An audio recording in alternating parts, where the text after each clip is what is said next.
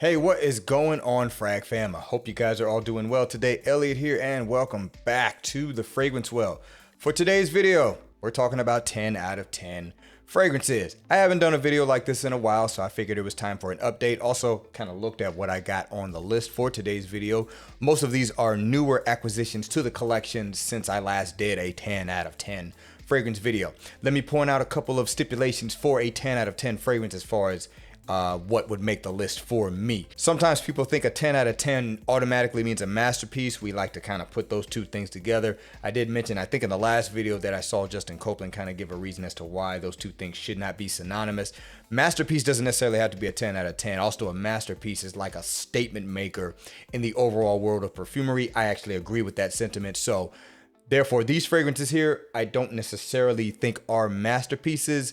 I mean, they could be, but I'm not thinking about them this way in this video. What I like to constitute as a 10 out of 10 is a fragrance that, for number one, I can't think of anything that would need to be improved upon on the fragrance. The way it is presented and the way I like to use it is literally perfect. I have no complaints about it. Also, kind of feel that way about the smell of the fragrance.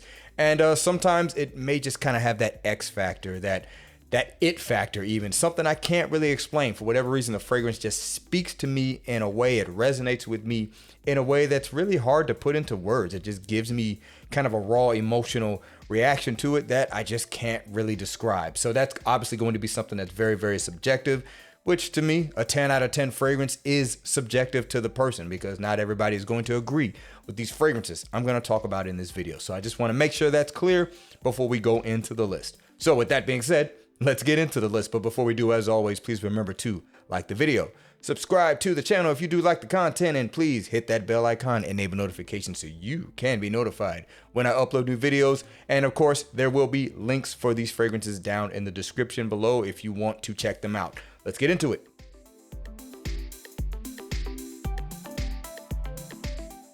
All right, so there's 8 fragrances for this list, and to kick it off, this is going to be one that I have talked about quite a bit since I've gotten it. I've talked about how it's a relatively unknown fragrance, not a new release at all. It's been out for a while, but this one, when I sampled it at my local niche perfumery, it just spoke to me in a way that, basically made me buy it right there on the spot. It's coming from the house of Filippo Sorcinelli. This is Opus 1144. Filippo Sorcinelli, Opus 1144. Now, what this fragrance is a spicy powdery fragrance. Has a very grounded feel to it. You can see this cap here that's like some form of concrete. That's the inspiration for this scent. It's based on it's inspired by the groundbreaking building of like one of these really old churches or cathedrals in Italy. So that's really the inspiration for this particular fragrance. But yeah, it has this kind of spicy, resinous, dusty, powdery quality to it. It's a powerful scent. It does have this kind of a tie to earth kind of feeling to it. So that's what the fragrance is. Now, that in and of itself is not necessarily unique. That being said, I don't think I've really come across a DNA that smells exactly like this. However, there are some people who say it's relatively similar to Guerlain Shalimar. So it may not be in a completely original composition. Maybe took some inspiration from something else, either inadvertently or on purpose. It doesn't really matter. I like the scent for what it is, but this one here just has that it factor, that X factor. It just resonates with me in a way that I can't describe. I can't stop smelling this scent when I do wear it. I often think about it when I'm not wearing it, and this fragrance has just had that impact on me. And I think there is something to be said for a fragrance resonating with you in a way that you kind of buy it almost immediately, whether you buy it right there on the spot or if you sampled it a very short time after. You're like, hey, I have to go ahead and get that, which means you probably had fragrances on the back burner already that you even pushed back even further for a newer scent. I think that means something. That doesn't necessarily mean it's already a 10 out of 10 for you, but I do think that usually means, that's something that really resonates with you in a special kind of way. And if it's not that, that means it was just an impulse buy. Well, this was not simply an impulse buy. I truly love this scent. So once again, from Filippo Sorcinelli, this is Opus 1144. All right, guys, next one's going to be coming from Xerjoff. This is Tony Iommi Deified. Xerjoff Tony Iommi Deified. So a similar thing with this one compared to Opus 1144, where When I got my nose on this, sampled it, I was like, I think I need to kind of get that right away. I don't even want to wait. So I want to say a week or two later, I went ahead and grabbed this off of discounters after I had gotten a sample of it. So yeah, this fragrance really resonated with me.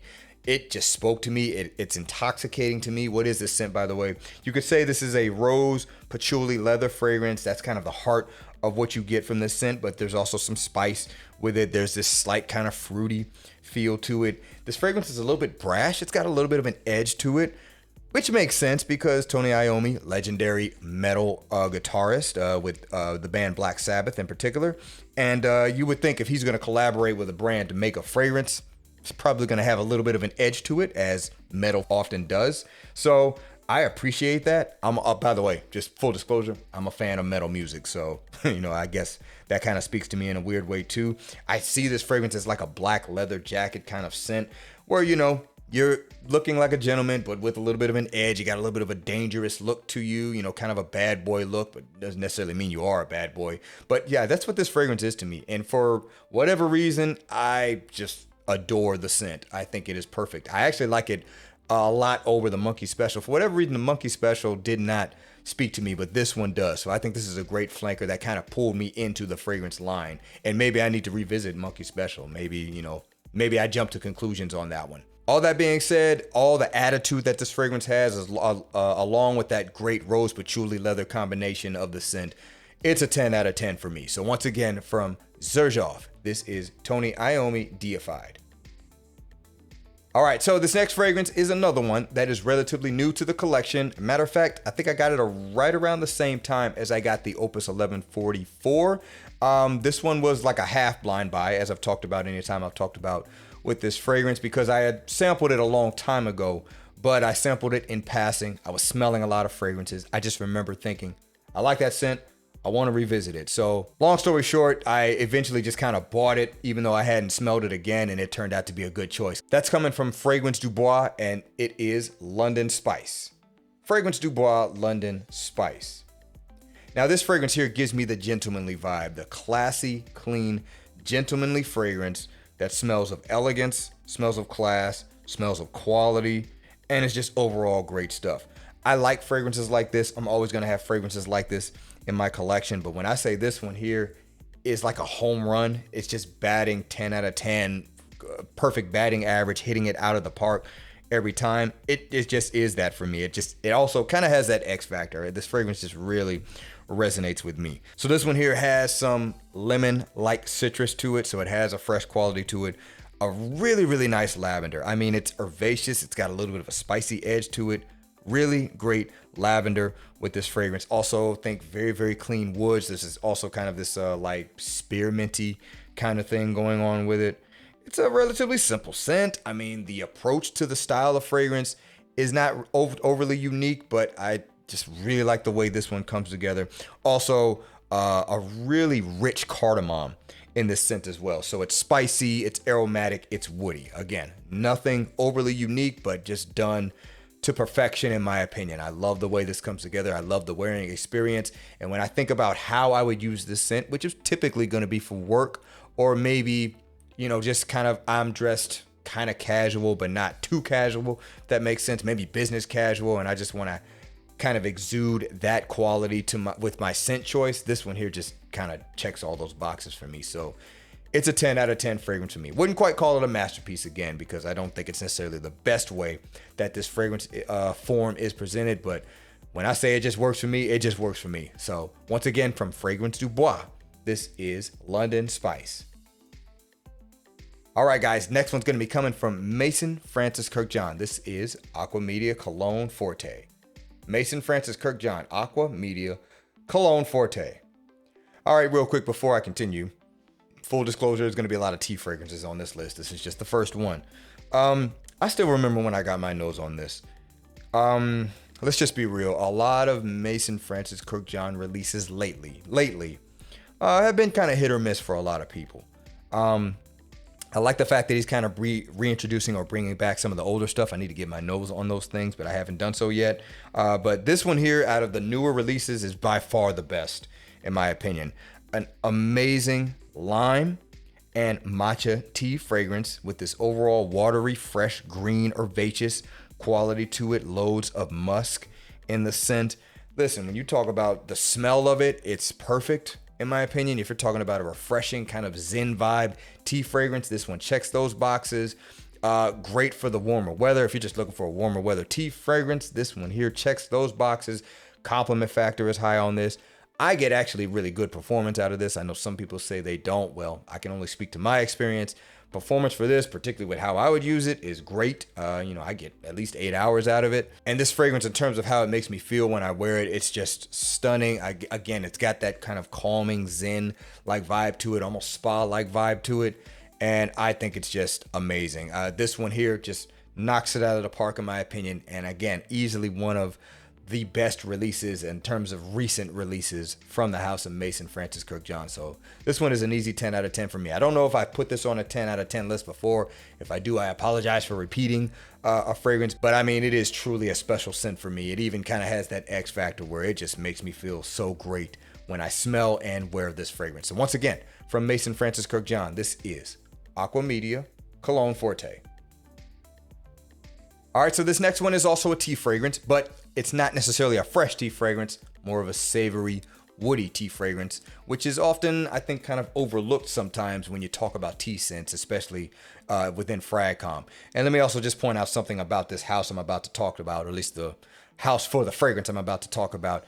I believe it would be a lot more present in Fragcom, should I say, if you could get them discounted. I think it's often kind of an overlooked house just simply because you can't really get them discounted. At least I haven't seen anywhere that really carries these fragrances in mass. It's coming from the house of Chris Collins. This is African Rooibos. Chris Collins, African Rooibos. Now, in terms of Chris Collins, this is his most popular fragrance, or at least the brand's most popular fragrance, and with good reason.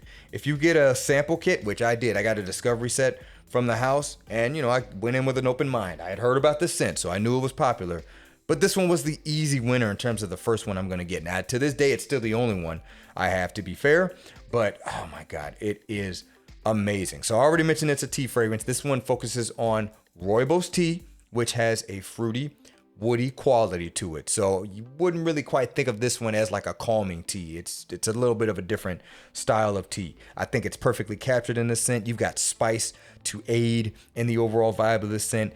It has this overall kind of spicy, fruity edge to it, but also this really dry earthiness to it as well. I believe cedarwood is heavily used in this. So, you got the whole dry, woody, aromatic, smelling, pencil shaving kind of thing to it. Cedar is a very interesting smelling wood. It gives off a very particular smell that is so freaking good. And yeah, this scent here, if you've ever had Rooibos tea, which I do have Rooibos tea actually in my pantry, and I do drink it from time to time, the feeling you get just from smelling that tea as well as drinking it is perfectly captured in this fragrance. So the fact that this fragrance gives me a kind of a photorealistic experience, and that automatically gives it high marks for me. And also beyond that, the scent is just awesome.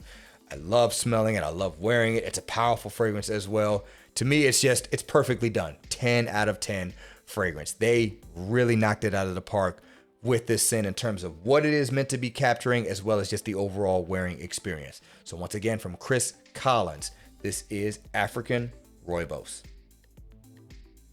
All right, let's move on to one coming from Rosendo Mateu. This is number 5, Floral Amber Sensual Musk. Rosendo Mateu, number 5. One reason that this fragrance is on this list, I think this is easily one of the sexiest smelling fragrances on the market. And don't get me wrong, there's a lot of sexy smelling fragrances. Matter of fact, sexy fragrances, if you will, can come in many different forms. But I like this one because of the white floral, creamy muskiness that is in here with this like supple suede quality to it. It is truly intoxicating for me. And then on top of that, I mean, this fragrance is, I don't want to say nuclear, that's not the right word, but it pushes off the skin and lasts. You don't need a lot of sprays for this to be one of the sexiest fragrances you'll ever wear. But yeah, man, I mean, just so well done. In terms of it being unique, I don't know. I would imagine there's maybe some other fragrances out there that capture this. I don't know if this fragrance was the first to kind of give you this type of wearing experience, but I don't really care either. I mean, the fragrance just does what it does. It is truly amazing. And it almost has this kind of calming quality to it as well. So I talk about it being a sexy fragrance. That's kind of my favorite way to think about it. But you know, another way I like to think about this scent, it's got a way of being like a good bedtime fragrance. It kind of just mellows you out. I think it's because it's so soft and pillowy in terms of its texture. It really is sensual, so to speak. And it can be used for that as well. But, you know, I like to think of it as the sexy fragrance because that's just my first thought. But man, it's just so well done, smells so good. And I believe men and women can easily rock this for the exact same reasons and get a really luxurious, memorable wearing experience from the fragrance. So, I mean, I think it's just a 10 out of 10 for those reasons alone. So once again, from Rosendo Mateu, this is number 5. All right, so this next fragrance here, I think is still probably my most reached for easy reach fragrance. One I don't necessarily have to think about because I already know. It's already cemented in my mind that this fragrance will work. I can use it for running quick errands. I can use it for casual settings. I can use it for formal settings. The fragrance will absolutely work. It's coming from Montclair. This is La Cordée. Montclair, La Cordée, Hallucine du Cyprès, if you want to say it, the whole name for it. I think I said that right. Yes, I did look up how to say that correctly before. Anyway, this fragrance is insanely simple. I mean, it smells like lemon peppermint tea. The given notes for it, bergamot, black tea, and cypress. There may be some other elements in the fragrance, but it's literally that. That's all it is. And it is just perfect. I mean, easy reach fragrance. And when I say it's a foregone conclusion that the scent will work, I mean that. I mean, you don't have to think about it. It just simply works for what it is. Yeah, I already just kind of described what it smells like.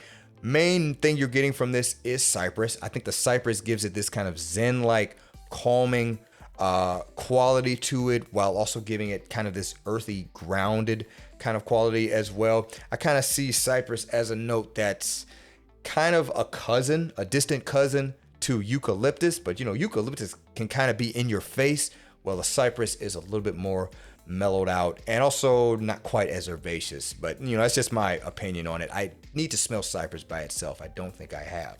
But man, I'm telling you, man, this scent here, compliment factor is high.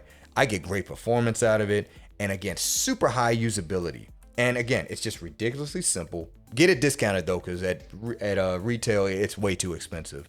But yes, what an amazing scent that this is. And because it is easily my most used easy reach fragrance that I just spray and go for any occasion, and the fact that it's just a perfectly done scent, doesn't matter that it's relatively simple, it's a 10 out of 10 for me. So once again, from Montclair, this is La Cordée. All right, guys, last but certainly not least, this one's coming from Naomi Goodsir, and it is Cuir Velours. Naomi Goodsir, Cuir Velours. So this one is actually kind of the same situation as some of the fragrances I talked about earlier in the video, where I smelled it, kind of bought it on the spot. Actually, there's no kind of. I did buy this on the spot. I got my nose on this at a niche perfumery in Chicago. I hate I'm forgetting the name because I would give them a plug. I'll have to look that up later. But yeah, I was kind of just checking out some of the fragrances there, particularly ones that are not available here in Orlando. And I stumbled upon this one, and this one won out. Yeah, paid for it full retail. Could have got it discounted, to be honest. But I decided, you know, I want to support this place. I like it. And I'm just going to go ahead and grab it. And I didn't feel like the price was ridiculous. But yeah, this one here, leather scent with the name Cuir. That's French for leather. So it is a leather fragrance, and it is like delicious. I mean, it's intoxicating. It's delicious. There is a boozy quality to this fragrance. A really luxurious leather. This one just kind of makes me think like high-end leather store. When you walk into a store, it sells leather products and you get that smell. This fragrance kind of makes me think of that in terms of the leather that's in here. And it also has this yummy, honeyed, sweet, resinous quality to it. This one here is just kind of that X factor where it just, the smell alone just makes me think like, my gosh, I can't believe this smells as good as it does to me. And also, I just think it's just a wonderful composition in terms of the perfumery. So for this one, maybe not so much a utility reason as to why I think it is a 10 out of 10 fragrance. It's just the smell. the artwork and the scientific work here, because remember, fragrances are a combination of art and science. So I can appreciate both. I like what was done with this scent. Simple as that. So once again, from Naomi, good sir, this is Cuir Velours. All right, guys, that's going to wrap it up for this video. That was 8 perfect 10 out of 10 fragrances for me. I do believe this is subjective. So that being said, let me know down in the comments below. If you're familiar with these fragrances, do you think they're 10 out of 10s too, or did I miss the mark on that? We'd love to see what you guys have to say. And of course, if you want to share, I don't know, some random 10 out of 10 fragrances that you feel that you have in your collection, share them in the comments below. We'd love to see what you guys have to say. Thanks again for watching all the way into the end. I really do appreciate you guys. Please remember to be well and smell well, and I will see you in the next episode of The Fragrance Well. Have a good one.